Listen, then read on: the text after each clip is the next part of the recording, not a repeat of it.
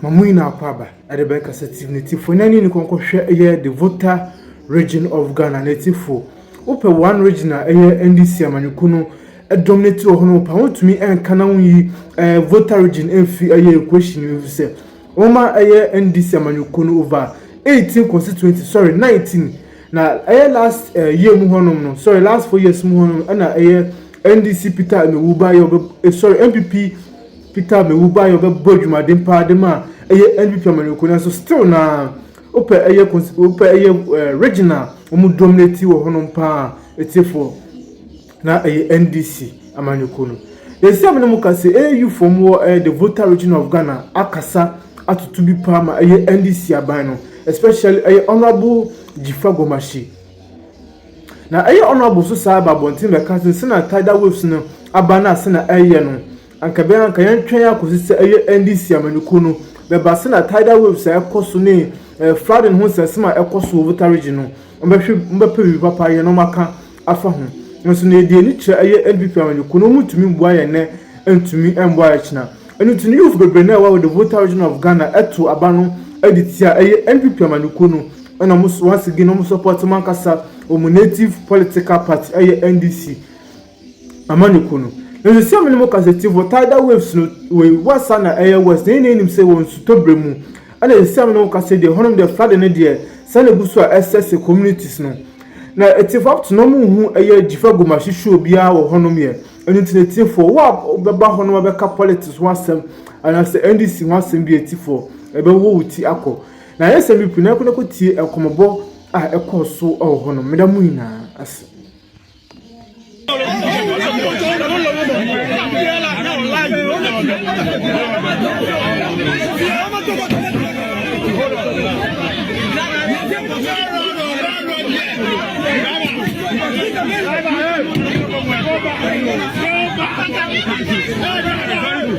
Very good.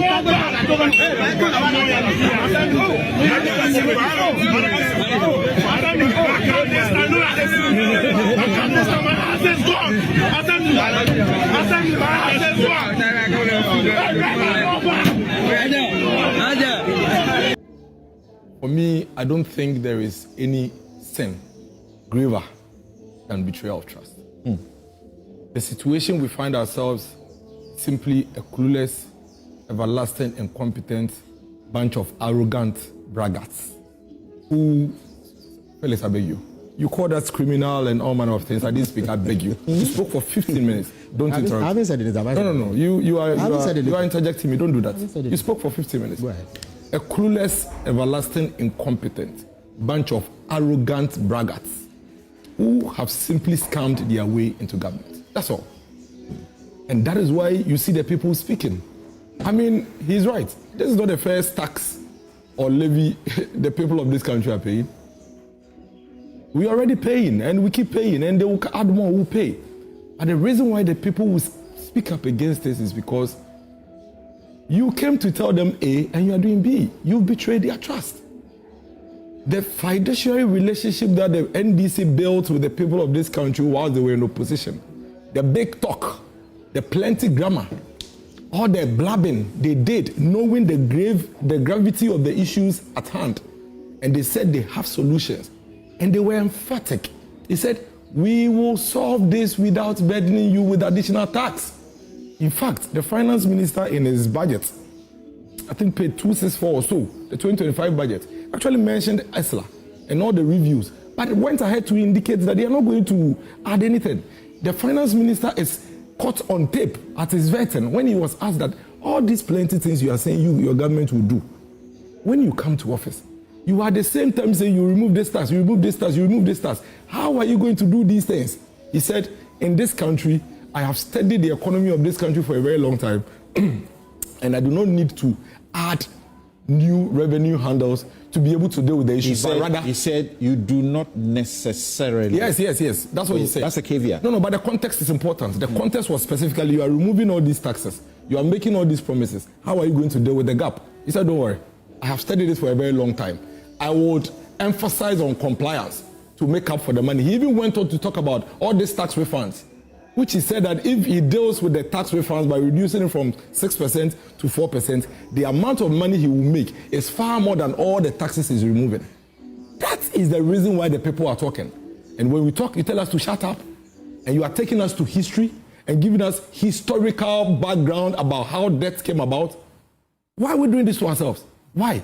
We go to bed on Tuesday. We go to sleep on Tuesday. Wake up Wednesday morning with a 4 cedi 50 pesos on every gallon of petrol we buy in this country. And you are telling us we should keep quiet because I am MPP, because I squeeze banana into my vehicle? Why do you think the MPP lost the elections by the margin with which we lost? It is because you told the people that you won't do this to them. If the people knew you were going to remove e-levy, remove non-existent, what I mean non-existent, I mean nobody paid, emission tax, and ask for claps and applause, and bring them 4 cedi 50 pesos per gallon 2 months later, you think they'll be clapping for you? You went to squeeze the hands of GPRTU and force them to reduce transport fares by 15%, telling them about how you have brought the cedi you up and brought dollar up, for which reason fuel prices have come down and so they should remove it, knowing very well that you have already prepared your memorandum for a 4 cedi 50 pesos on a gallon of fuel. That is dishonesty. That is leadership of insincerity. If the GPRTU knew there was a 4 cedi 50 pesos per gallon coming, Samson, they would not have agreed to the 15%. At best, they would have dealt with another percentage, maybe lower than 15%. Today, as we speak, an Uber driver who is using a VET car is paying close to 42 cedis every day to government for free. And you are saying we shouldn't talk about it? And then you come and tell us that, oh no, we have reduced burden. We have given you gold on the street of Ghana, and so now we can afford to slap all manner of levy on you. And then they keep lying. Oh, when we when we came to power, fuel prices were 17 cedis. That's a complete falsehood. As a matter of fact, when we are speaking to these things, let's speak to facts. Nana Addo Dankwa Akufo-Addo handed over to power to the NDC with fuel at 14 cedis 99 pesos. That is the fact. On 7 January, I have it here. This is Guel. Star Oil is here. What? Is here. Is here. What for? Is here. Is here. It's here. See there, you can read it. Thursday, 2nd January 2025. Celia, read the whole thing. What for? Super XP 14.99. Yeah, that one. Diesel XP 15.60. Super XP 95. The 15.60. What is the price now?